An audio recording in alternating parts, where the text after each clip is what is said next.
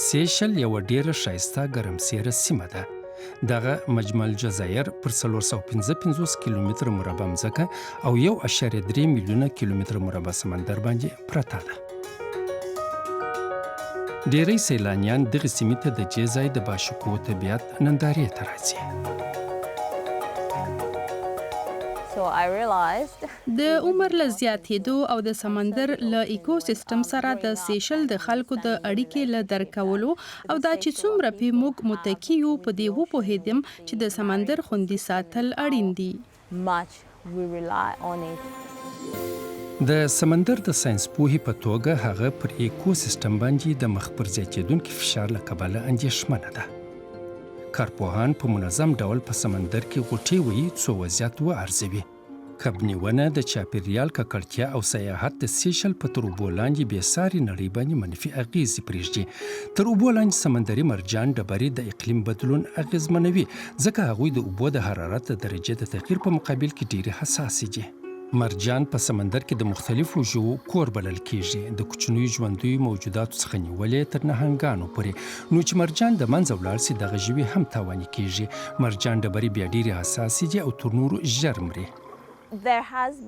د سمندر د تودوخې درجه لوړه شوې ده او دا پر نوو مرجان اغیز لري ځکه چې دغه څه د مرجان په سپینېدو تمامیږي او بیا سړی مرجان له لاسه ورکوي.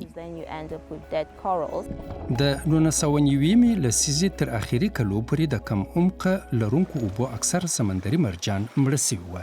حکومت په دې وروستیو وختو کې موافقه وکړه چې د هېواد د سمندري اوبو یو پر درېیمه برخه په راتلونکي کلو کې خوندي کړي، کومه چې د سیشل د سمندري فضایي پلان د نوښت یوه برخه ده.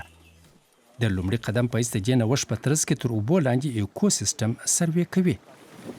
موږ د مرجان ډبرو په اړه د معلوماتو د راټولولو په موخه غوټې وهو څو ډاډه شو چې په سیشل کې د خوندي شوو سیمو مدیریت اغیزمن دی. د طبیعت د محافظت د غیر دولتي سازمان سره په ګډه د سیشل د خوندیتوب اداره هیله لري په دقیق ډول پوه سي چې په مرجان ډبرو څه سوي دي. د مرجان ډبرو دپاره په کم عمق لرونکو اوبو کې بیا تولید مشکلیږي ځکه چې د اوبو څپې په دوامداره ډول د مړو سوو مرجان سکلیټونو ته حرکت ورکوي او د نوو مرجان ځای پر ځای کېدل مشکلوي. د مرجان ډبرو د نقشه کولو پر مهال سړی بدلونونه لیدلی شي. په هغه اوږده موده کې چې د حرارت درجه ډیره لوړه وي او مرجان ځان ونه رغوي نو دغه څه د مرجان ډبرو پر منابعو سخت اغیز لري. موږ د مرجان ډبرو د بیا احیا پروژه پیل کړې ده چې په ترڅ کې د مرجان ډبرو د احیا نورې لارې چارې آزمویو او په دې ترڅ کې هغه مرجان چې ډیر مقاومت لري بیرته ځای په ځای کوو.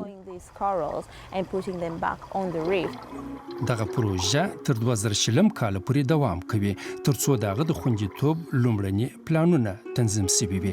دا د سیشل ایکوسیستم د ژغورنې لپاره ضروري دي.